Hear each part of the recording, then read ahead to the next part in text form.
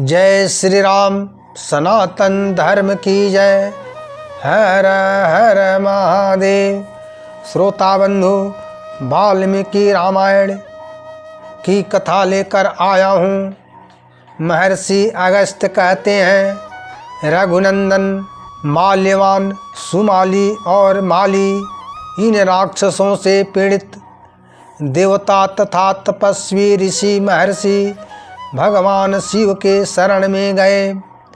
उन कामदेव को भस्म करने वाले त्रिपुर विनाशक त्रिनेत्रधारी भगवान शिव के पास जाकर भयभीत देवता बोले, भगवान ब्रह्मा जी के वरदान से मतवाले हुए राक्षस सुकेश के पुत्र संपूर्ण सृष्टि को बड़ा कष्ट पहुंचा रहे हैं।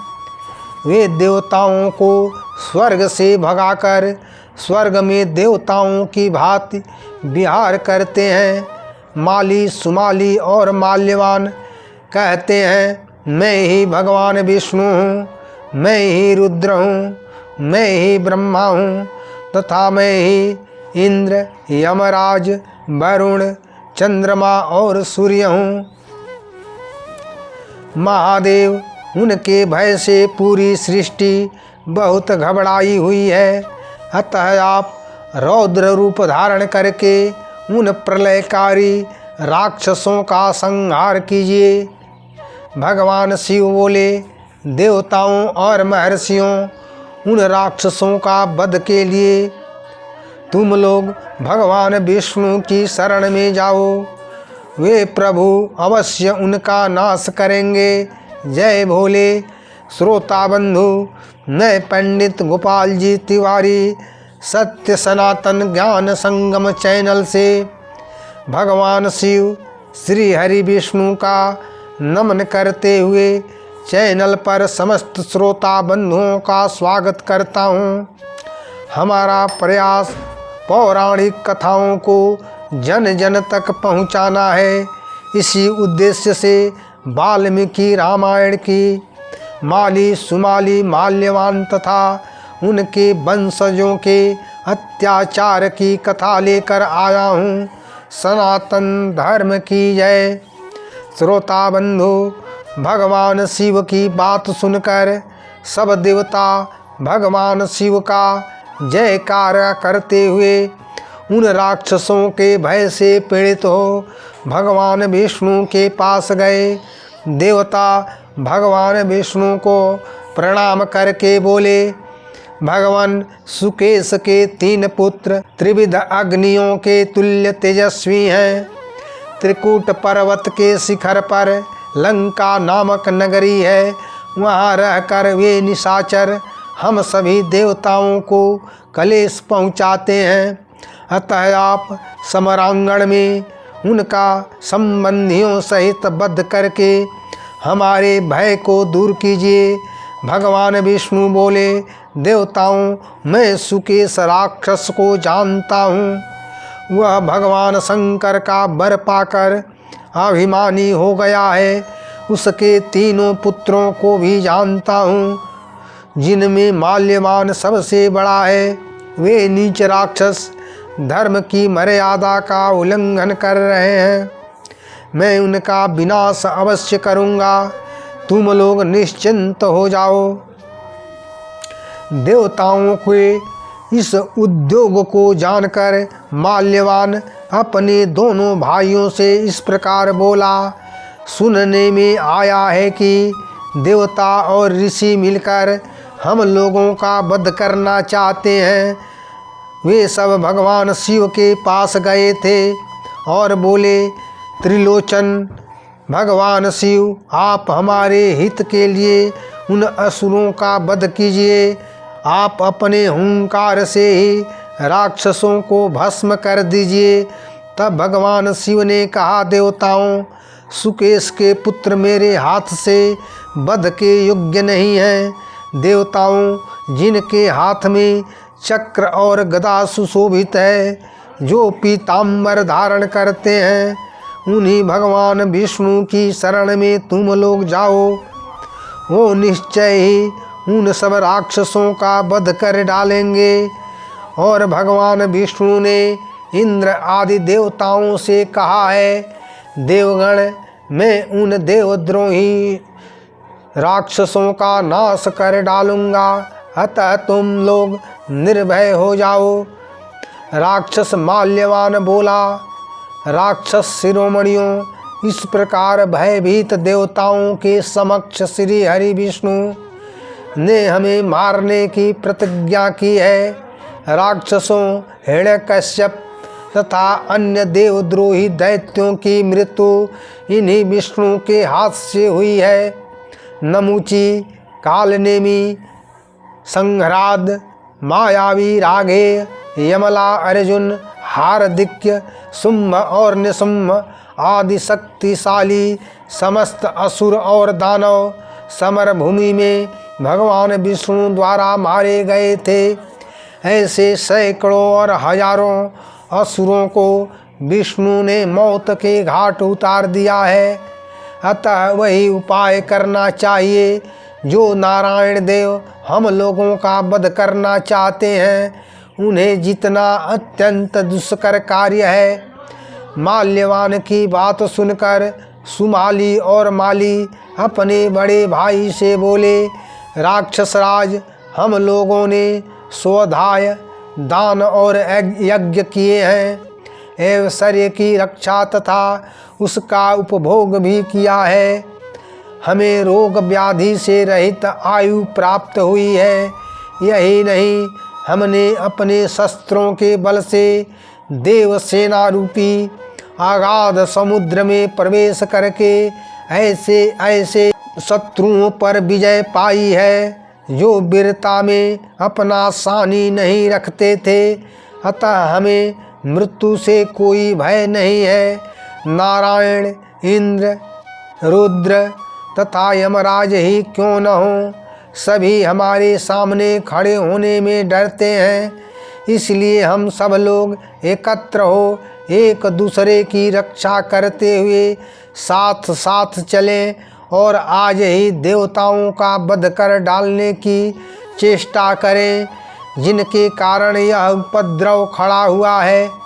ऐसा निश्चय करके उन राक्षसों ने युद्ध की घोषणा करके समूची सेना के साथ युद्ध के लिए निकले। अगस्त्य ऋषि कहते हैं, श्री राम पूर्वोक्त मंत्रणा करके सभी महाबली राक्षसों ने पूरी तैयारी के साथ युद्ध के लिए कूच की कर दिया।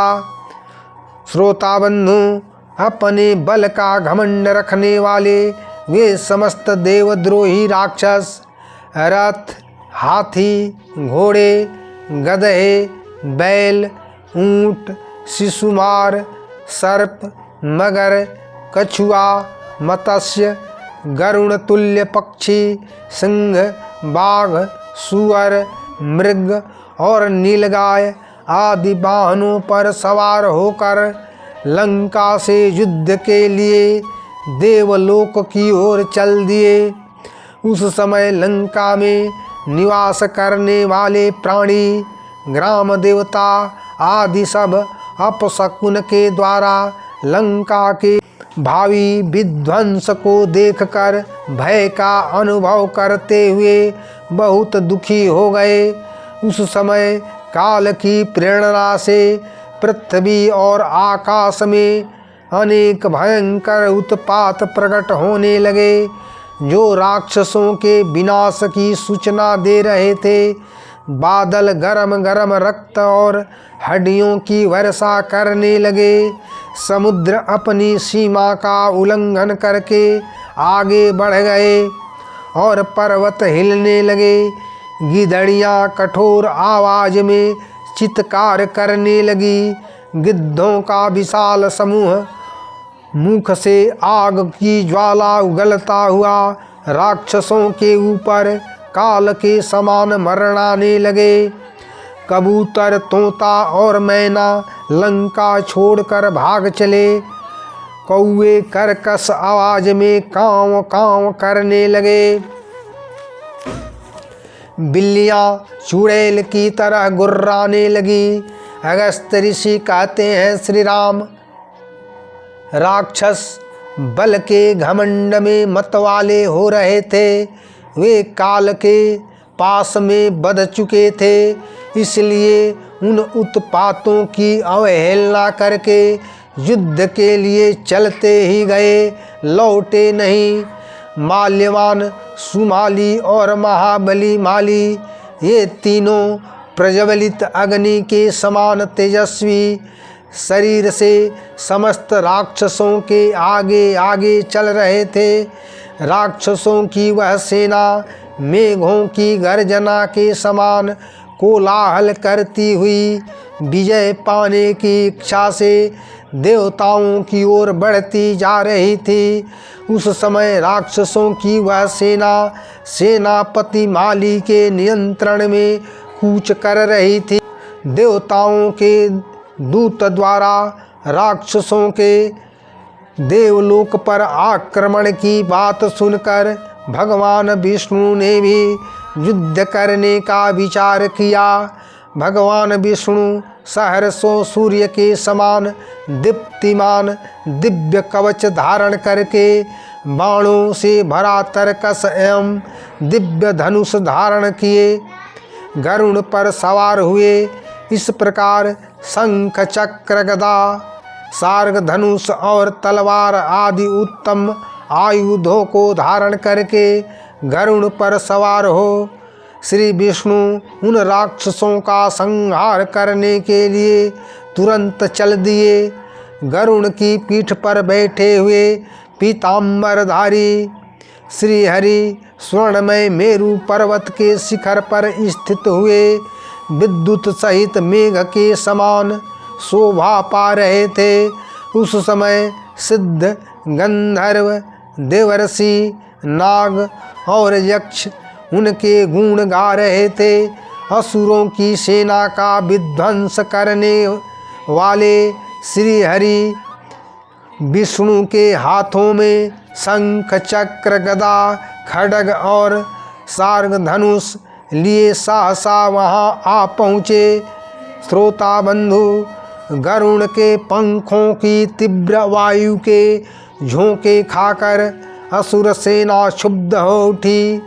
सैनिकों के रथों की पताकाएं टूट टूट कर गिरने लगी और राक्षसों के हाथों से अस्त्र शस्त्र गिर गए।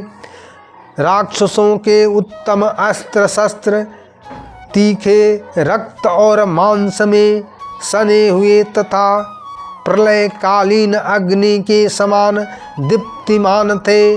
उनके द्वारा वे सहर्षों निशाचर भगवान लक्ष्मीपति को चारों ओर से घेरकर उन पर चोट करने लगे। सनातन धर्म की जय। जय श्री राम। श्रोता बंधु वाल्मीकि रामायण की कथा के अंतर्गत सुकेश के पुत्रों माल्यवान, सुमाली और माली सहित संपूर्ण राक्षसों का वध करने के लिए गरुड़ सवार होकर चक्रधारी भगवान विष्णु का युद्ध के मैदान में आने की कथा सुनकर आनंद के साथ लाइक करें, शेयर करें, कमेंट करें तथा चैनल को सब्सक्राइब जरूर करें। जय श्री राम। सनातन धर्म की जय। हर हर महादेव।